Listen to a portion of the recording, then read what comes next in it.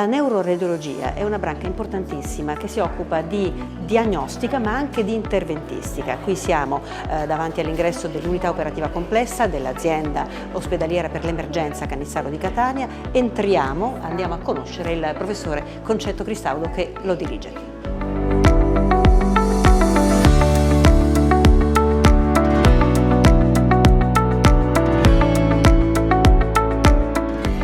Eccoci col professore Cristaudo, al quale chiedo che storia ha questo reparto e perché è veramente molto importante, anche se forse è misconosciuto. Sì, diciamo che ho sempre definito la neuroradiologia e i neuroradiologi figli di un dio minore, così come quel bellissimo film che diciamo così consiglio di vedere. Allora, la neuroradiologia nasce in Sicilia con il professore Longo a Messina, punto di vista universitario. Invece la prima cellula, possiamo chiamarla proprio così, ospedaliera nasce qui, nasce al Cannizzaro. Qui al Cannizzaro. Tantissimi anni fa. Non nasce come reparto, nasce come appunto neuroradiologi in seno alla radiologia e poi col passare del tempo e con la crescita della quantità di lavoro che noi abbiamo cominciato ad affrontare ha avuto una sua identità, i criteri per diventare un'unità operativa complessa e staccarsi dalla radiologia. Perché? Che cos'è la neuroradiologia? Sì. Allora, la neuroradiologia nasce come materia diagnostica nelle mani dei neurochirurghi. Quindi io che nasco neurochirurgo ci facevamo le diagnostiche da soli, perché la diagnostica è una diagnostica pesante, non esisteva la TAC, non esisteva la risonanza, per cui tante diagnostiche erano cruente e le poteva affrontare solo il neurochirurgo. Poi comparve la TAC e diventarono tutti neuroradiologi. Molti neuroradiologi sono nati, poi chi si è staccato dalla neurochirurgia, chi si è staccato dalla neurologia. I primi neuroradiologi venivano dall'ambito clinico e avevano la doppia specialità, così come me, che nasco neurochirurgo e poi mi sono dedicato alla neuroradiologia. Che cosa fate in sostanza? Allora, la neuroradiologia cerca di carpire il più presto possibile le malattie del sistema nervoso centrale. Quindi tutto ciò che riguarda cervello, contenuto e contenente, cioè scatola cranica, colonna e anche il contenuto, quindi il midollo che fa parte del sistema nervoso centrale, è sede e motivo dei nostri studi per facilitare il lavoro dei neurochirurghi. Con l'avvento delle tecnologie, dei materiali super, performanti, la neuroradiologia cominciò invece a scommettersi nell'interventistica. Ecco, voi lo applicate tutto questo in sede di intervento. Bravissima, sì. I materiali che noi usiamo, oggi come oggi, chi la vede da fuori sembra quasi una magia. Noi entriamo da un buchino dell'inguine e operiamo il cervello. Tra l'altro, professore, non stiamo parlando solo di eventi che riguardano l'età anziana dei pazienti, ma anche in ambito pediatrico operate. Sì, questo fenomeno già è successo con gli aneurismi. Mentre con l'ischemico abbiamo una quantità enormemente più elevata di pazienti anziani, con gli aneurismi l'età si è fortemente ridotta e quindi abbiamo pazienti giovani. Addirittura adesso, grazie al fatto che ormai il centro è cresciuto tantissimo e facciamo tanta patologia vascolare, ovviamente prendiamo anche i rari casi dei bambini.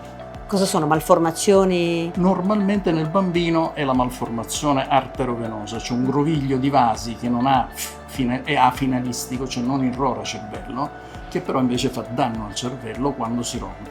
C'è stato un caso che tra l'altro ha avuto anche una rispettabile eco mediatica su Facebook, il caso di una bambina di Vittoria che avete operato. Sì, questa è l'ultima grande gioia che abbiamo avuto pochi giorni fa, di riportare alla vita questa piccola di 10 anni che ci ha veramente preso il cuore. Immaginate lo sconforto dei genitori, una bambina di 10 anni, sanissima all'apparenza, i genitori erano che si sente male. Drogati. Certo. Sì. E l'avete salvata. Sì.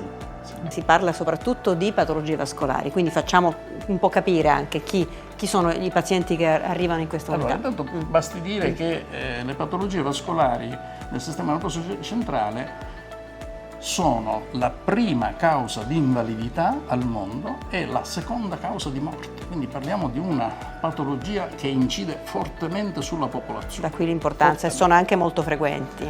Assolutamente sì. Nella società contemporanea, sempre di più. Diciamo, ripeto, stiamo parlando di patologie che incide proprio su una quantità di popolazione tale.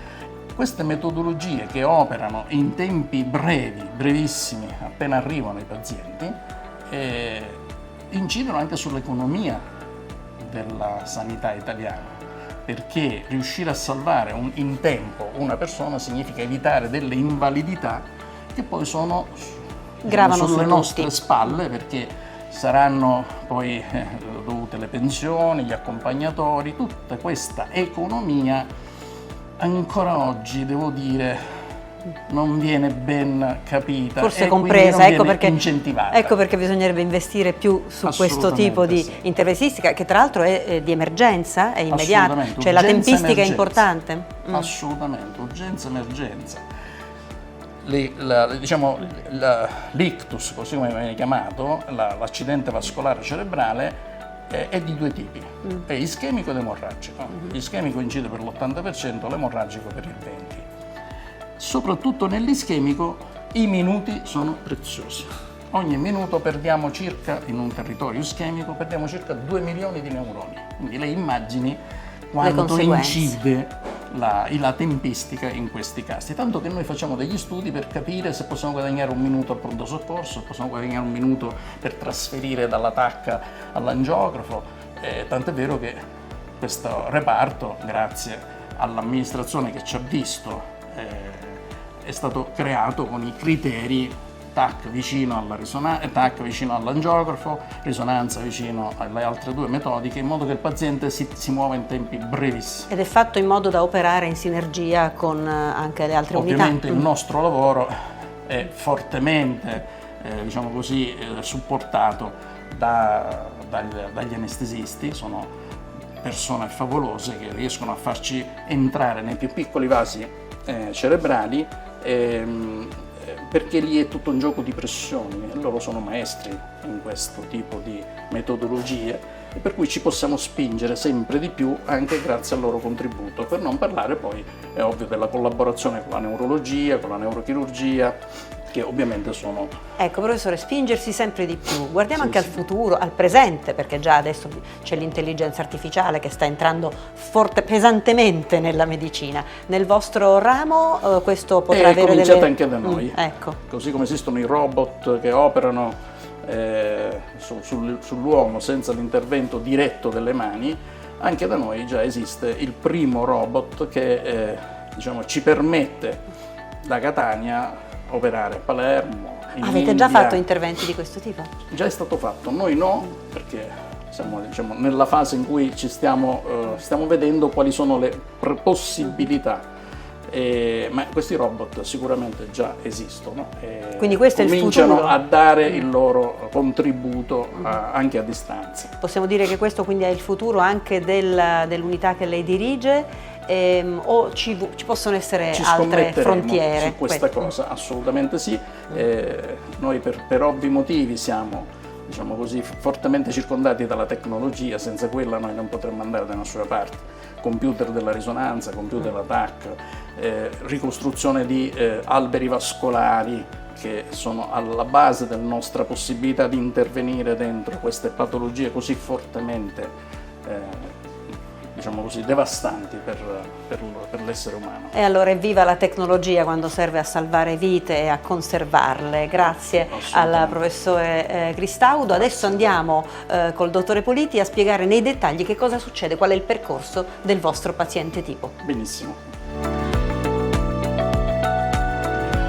Siamo col dottor Marco Politi, che è dirigente medico qui all'unità operativa complessa di neuroradiologia dell'ospedale Cannizzaro di Catania, ed è anche l'aiuto uno degli aiuti del professore Cristaudo. Allora, dicevamo, cosa succede al paziente tipo che viene qui? Qui siamo per esempio proprio con una TAC dietro di noi, nella sala TAC. Questa è la nostra TAC in cui normalmente arrivano i pazienti con patologie anche tempo-dipendente.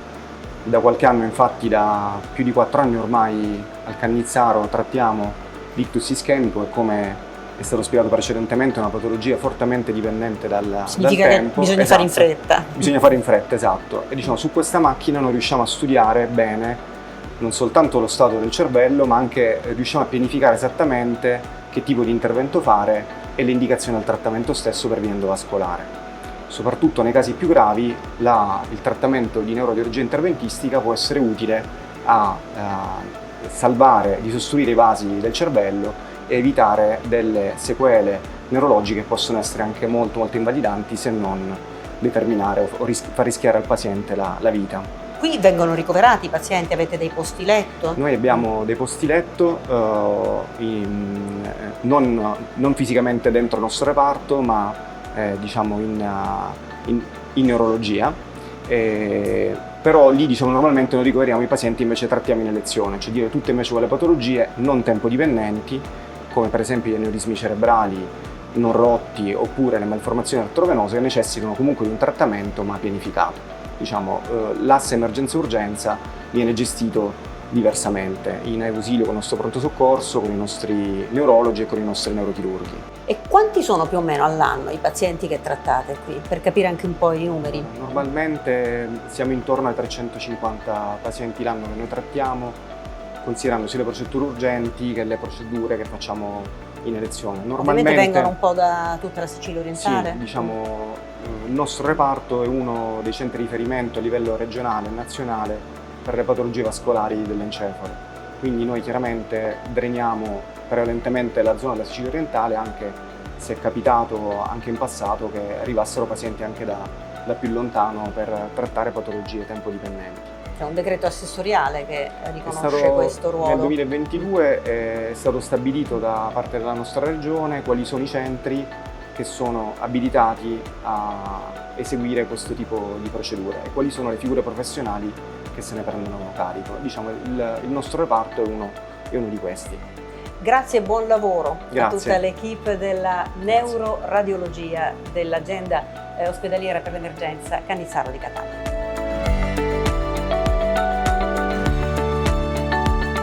All'interno delle prestazioni tempo-dipendenti, la neuroradiologia si innesta mirabilmente in questo ragionamento perché è un tipo di trattamento, quello neuroradiologico, che consente in diversi casi, non soltanto per patologie neoplastiche, ma ancor più per la patologia venosa o arterovenosa, il trattamento incruento di queste malformazioni o patologie.